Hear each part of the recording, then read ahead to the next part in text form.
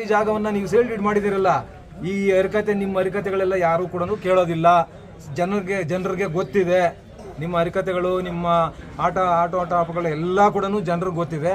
ಹಾಗಾಗಿ ನೀವು ಜನರಿಗೆ ಮೋಸ ಮಾಡೋದನ್ನು ಫಸ್ಟ್ ಬಿಡಿ. ನೀವು ಜನರಿಗೆ ಮೋಸ ಮಾಡೋದನ್ನು ಬಿಡಿ. ಆ 42 ಕುಟುಂಬಗಳಿಗೆ ಏನಾದರೂ ಒಂದು ಪರಿಹಾರ ಕೊಡಿ, ಬೇರೆ ಸೈಟ್ಗಳು ಕೊಡಿ, ಏನೋ ಒಂದು ಮಾಡಿ ಅವ್ರ ಮನೆ ಕಟ್ಕೊಳ್ಳೋವಂಥದ್ದಕ್ಕೆ ಅವಕಾಶ ಮಾಡಿಕೊಡಿ. ನೀವು ಅವ್ರಿಗೆ ಮೋಸ ಮಾಡಿದ್ದೀರಾ, ನೀವು ಇನ್ನೂ ಏನೇನು ಮಾಡ್ತಾ ಇದ್ದೀರಾ ಎಲ್ಲವೂ ಕೂಡ ಗೊತ್ತಿದೆ, ಎಲ್ಲ ಜಗಜ್ಜಾಹೀರಾಗಿದೆ. ಇಂಥ ಭೂಗಳರಿಂದ ನಾನೇನು ಪಾಠ ಕಲಿಬೇಕಾಗಿಲ್ಲ, ನನಗೆ ಗೊತ್ತಿದೆ. ನಾವು ನನ್ನ ಕೆಲಸವನ್ನು ಪ್ರಾಮಾಣಿಕವಾಗಿ ಈ ಕ್ಷೇತ್ರದ ಜನರೊಂದಿಗೆ ಇದ್ದು ನಾನು ಮಾಡ್ತಾ ಇದ್ದೇನೆ.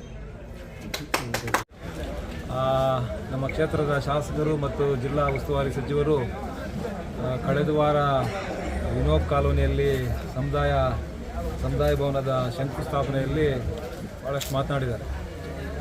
ಅಭಿವೃದ್ಧಿ ಅನ್ನುವಂಥದ್ದು ನಮ್ಮ ರಕ್ತದಲ್ಲಿದೆ ಅಂತ. ನಾನು ಹಿಂದೇನೂ ಹೇಳಿಕೆ ಕೊಟ್ಟಿದ್ದೀನಿ. ನಿಮ್ಮ ರಕ್ತದಲ್ಲಿ ಏನೇನು ಗುಣಗಳಿದ್ದಾವೆ ಎಲ್ಲವನ್ನು ಕೂಡ ಅವತ್ತು ಹೇಳಿದ್ದೀನಿ. ಪದೇ ಅದನ್ನು ಹೇಳೋಕ್ಕೂ ನಮಗೂ ಕೂಡ ಅಸಹ್ಯ ಆಗುತ್ತೆ. ಹಾಗಾಗಿ ಇವರು ಅಭಿವೃದ್ಧಿಯ ನೆಪ ಹೇಳ್ಕೊಂಡು ಇವತ್ತು ಏನೇನು ಮಾಡ್ತಾ ಇದ್ದಾರೆ, ಏನೇನು ಮಾಡಿದೆ ಅದು ಜಗಜ್ಜಾಹೀರು. ಅವ್ರು ಎಷ್ಟೇ ಹೇಳಿದ್ರು ಕೂಡ ಇಡೀ ತಾಲೂಕಿನಲ್ಲಿ, ಜಿಲ್ಲೆಯಲ್ಲಿ ಎಲ್ರಿಗೂ ಗೊತ್ತಿದೆ ಇವರ ರಕ್ತದಲ್ಲಿ ಏನೇನು ಗುಣಗಳಿದ್ದಾವೆ ಅನ್ನುವಂಥದ್ದು ಗೊತ್ತಿದೆ. ನಿನ್ನೆ ಶಾಲಾ ವಾರ್ಷಿಕೋತ್ಸವ ದಿನದಲ್ಲಿ ಅವರ ಸಹೋದರರು ಭಾಳಷ್ಟು ಹರಿಕತೆಯನ್ನು ಮಾಡಿದ್ದಾರೆ. ಇಲ್ಲಿ ಮಕ್ಕಳಿಗೆ ಮತ್ತು ಆ ಪೇರೆಂಟ್ಸ್ಗೆ, ಮಕ್ಕಳು ಪಾಪ ಪೇರೆಂಟ್ಸು ಅವರು ಏನು ಖುಷಿಯಿಂದ ಬರ್ತಾರೆ ಅಂತ ಹೇಳಿದ್ರೆ, ಶಾಲೆಗಳಲ್ಲಿ ವಾರ್ಷಿಕೋತ್ಸವ ದಿನಕ್ಕೆ ನಮ್ಮ ಮಕ್ಕಳು ಯಾವ್ಯಾವುದರಲ್ಲಿ ಪಾರ್ಟಿಸಿಪೇಟ್ ಮಾಡಿದ್ದಾರೆ, ಡ್ಯಾನ್ಸು ಇನ್ನೊಂದು ಮತ್ತು ಬೇರೆ ಬೇರೆ ಕಲೆಗಳಲ್ಲಿ ಹೇಗೆ ಇರುತ್ತೆ ಏನು ಅನ್ನುವಂಥದ್ದನ್ನು ಪಾಪ ನೋಡ್ಲಿಕ್ಕೆ ಬರ್ತಾರೆ. ಇಲ್ಲಿ ಕಿಶೋರ್ ವಿದ್ಯಾಭವನ ಏನೇನೋ ಸ್ಟೋರಿ ಹೇಳ್ಕೊಂಡು ಬಂದರು. ಇವೆಲ್ಲ ಸ್ಟೋರಿಗಳಲ್ಲಿ ಕೂಡ ಯಾವುದೂ ಇದಿಲ್ಲ, ಬರೀ ಸುಳ್ಳು ಭಾಷಣವನ್ನು ಅವ್ರಿಗೆ ಮಾಡಿದ್ದಾರೆ. 2500 ಮಕ್ಕಳು ಬೀದಿ ಪಾಲಾಗ್ಬಿಡ್ತಾಯಿದ್ರು, ಅವ್ರ ಭವಿಷ್ಯ ಹಾಳಾಗ್ಬಿಡ್ತಾಯಿತ್ತು. ಮತ್ತು 3000 ಕುಟುಂಬ ಅನ್ಯಾಯ. ಇದು ನಾನು ಅವರ ಬಾಲಾಜಿ ಅವ್ರಿಗೆ ಹೇಳಲಿಕ್ಕೆ ಬಯಸ್ತೇನೆ. ಇವತ್ತು 2500 ಮಕ್ಕಳು ಹಾಳಾಗ್ಬಿಡ್ತಾರೆ, ಅವ್ರ ಭವಿಷ್ಯ ಹಾಳಾಗೋಗುತ್ತೆ, 3000 ಕುಟುಂಬಗಳು ಹಾಳಾಗ್ಬಿಡ್ತವೆ ಅನ್ನುವಂಥದ್ದಕ್ಕೆ ಇವ್ರಿಗೆ ಪ್ರಜ್ಞೆ ಇರಬೇಕಾಗಿತ್ತು. ಯಾರಿಗೆ?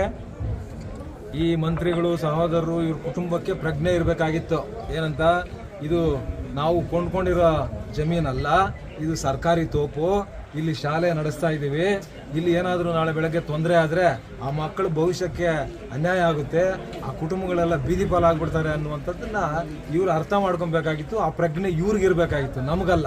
ನಾವು ಯಾವತ್ತೂ ಕೂಡ ಯಾರ ಬಗ್ಗೆ ಕೂಡ ಸುಮ್ಮನೆ ಸುಮ್ಮನೆ ನಾವು ಮಾತಾಡೋದಿಲ್ಲ. ಯಾರು ನಾನು ಇವತ್ತು ಆವತ್ತಿಂದ ಕೂಡ ಹೇಳ್ತಾ ಇದ್ದೀವಿ, ನೀವೆಲ್ಲಾದರೂ ಒಂದು ಇಷ್ಟಾಗಲ್ಲ ಪೇಪರ್ ತೋರಿಸಿ ನೀವು ಖರೀದಿ ಮಾಡಿರೋದು ಇಷ್ಟಾಗಲ್ಲ ಪೇಪರ್ ತೋರಿಸಿದ್ರೆ ಅದ್ರ ಬಗ್ಗೆ ನಾವು ಮಾತಾಡೋದಿಲ್ಲ. ನೀವು ಸರ್ಕಾರಿ ತೋಪಿನಲ್ಲಿ ನಡೆಸ್ತಾ ಇರೋದು, ಶಾಲೆ ಸರ್ಕಾರಿ ತೋಪಿನಲ್ಲಿ ನಡೆಸ್ತಾ ಇರೋದು, ಅದೆಲ್ಲ ಹೆಂಗೆ ಬಂತು, ಏನು ಬಂತು? 30 ವರ್ಷ ಲೀಸ್ಗೆ ತಗೊಂಡಿದ್ದು 99 ವರ್ಷ ಸಬ್ ಲೀಸ್ ಕೊಡೋಕ್ಕಾಗುತ್ತಾ? ಕಾನೂನಲ್ಲಿ ಇದೆಯಾ? ಕಾನೂನಲ್ಲಿಲ್ಲ. ನೀವು ಹರಿಕತೆ ಹೇಳ್ದಂಗೆ ಆ ಪಾಪ ಆ ಪೇರೆಂಟ್ಸ್ಗೆಲ್ಲ ಹೇಳಿ ತಡೆಯಾಜ್ಞೆ ತಂದಿದ್ವಿ. ಅಲ್ಲಿ ಪಾಪ ತಡೆಯಾಜ್ಞೆ ತಂದಿದ್ರೆ ಅದಕ್ಕೆ ಒಂದು ಕಾಮೆಂಟ್ ಮಾಡಿದ್ರು, ಓ ಹಿಂದೂಗಳೇ ಬನ್ನಿ ತಡೆಯಾಜ್ಞೆ ತಂದ್ಬಿಟ್ಟಿದ್ದಾರೆ ಬೆಟ್ಟಕ್ಕೆ, ಓ ಹಿಂದೂಗಳೇ ಬನ್ನಿ ಅಂತ. ಎದ್ದೇಳಿ ಓಡ್ ಬನ್ನಿ ತಡೆಯಾಜ್ಞೆ. ನೀವು ಇವತ್ತು ನಾನು ಇವ್ರಿಗೆ ಹೇಳ್ತೇನೆ, ಇವತ್ತು ನಮ್ಮ ಭವನದ ಮೇಲೆ ಕೂಡ ಕೇಸ್ ಹಾಕ್ಸಿದ್ದಾರೆ. JK ಭವನದ ಮೇಲೆ ಕೇಸ್ ಹಾಕ್ಸಿದ್ದಾರೆ. ಏನು ಯಾವುದು ಇದು ಈ ಝೋನಲ್ಲಿದೆ ಅಂತೇಳಿ, ಬಫರ್ ಝೋನಲ್ಲಿದೆ ಅಂತೇಳಿ. ನಾವು ಕೂಡ ಅಷ್ಟೇ ಅರ್ಥ ಮಾಡ್ಕೊಳ್ಳಿ. ನಾವು ದೇವಸ್ಥಾನಕ್ಕೆ ಅಲ್ಲಿ ಪೂಜೆ ನಡಿಬಾರ್ದು ಅಂತ ನಾವು ಹೇಳಿಲ್ಲ. ತಡೆಯಾಜ್ಞೆ ತಂದಿರತಕ್ಕಂಥದ್ದಕ್ಕೆ ಈ ಮೂರ್ಖರಿಗೆ ಗೊತ್ತಾಗಲಿ, ಅದು ಕಾನೂನು ಉಲ್ಲಂಘನೆ ಆಗಿದೆ ಅಂತ ತಾನೇ ನಮ್ಮ ಮೇಲೆ ಕೇಸ್ ಹಾಕಿರೋದು. ಹಾಗೆ ನಾವು ಕೂಡ ಅಲ್ಲಿ ಡೀಮ್ಡ್ ಫಾರೆಸ್ಟ್ ಅಲ್ಲಿ ಗುಹೆ ಮಾಡಿದ್ದೀರಲ್ಲ, ಕಾನೂನು ಉಲ್ಲಂಘನೆ ಮಾಡಿದ್ದೀರಾ, ಅಲ್ಲಿ ಕಾನೂನು ಉಲ್ಲಂಘನೆ ಆಗಿದೆ ಅಂತ ಹೇಳಿ ನಾವು ಕೂಡ ತಡೆಯಾಜ್ಞೆ ತಂದಿರತಕ್ಕಂಥದ್ದು ಅರ್ಥ ಮಾಡ್ಕೊಳ್ಬೇಕು. ಸುಮ್ಮನೆ ಏನಂದ್ರೆ ಅದು ಓ ಹಿಂದೂಗಳೇ ಓಡ್ ಬಂದ್ಬಿಡಿ. ನೀವೇನೇನು ಮಾಡ್ತಾ ಇದ್ದೀರಾ? ಇತ್ತೀಚೆಗೆ ಆಲಮಗಿರಿಯಲ್ಲಿ ಬಾಗಿಲಾಕ್ಸಿದ್ರಿ, ಪೂಜೆ ಮಾಡಿಸ್ಲಿಲ್ಲ. ನೀವು ನಾಗನಾಥೇಶ್ವರ ದೇವಸ್ಥಾನದಲ್ಲಿ ಏನೋ ಟ್ರಸ್ಟ್ ಮಾಡಿ ದೊಡ್ಡದು ಕಡ್ದು ಕಟ್ಟೆ ಹಾಕ್ಬಿಡ್ತೀವಿ ಅಂತ ಹೇಳಿ ಅಲ್ಲಿ ಮಾಡಿದ್ದೀರಾ. ಇವೆಲ್ಲ ಅರ್ಥ ಮಾಡ್ಕೊಳ್ಳಿ. ನಿಮಗೆ ಅವಕಾಶ ಸಿಕ್ಕಿದೆ, ಕ್ಷೇತ್ರಕ್ಕೆ ಮಂತ್ರಿಗಳಾಗಿದ್ದೀರಾ, ಒಳ್ಳೆ ಕೆಲಸ ಮಾಡೋದಂತನ್ನ ಮಾಡಿ. ಇನ್ನು ನೀವು 500 ಕೋಟಿ ಅಲ್ಲ, 1000 ಕೋಟಿ ಅಲ್ಲ, 5000 ಕೋಟಿ ತನ್ನಿ ಈ ಕ್ಷೇತ್ರದಲ್ಲಿ. ನಾನು ಕೂಡ 10 ವರ್ಷಗಳ ಕೆಲಸ ಮಾಡಿದ್ದೀನಿ.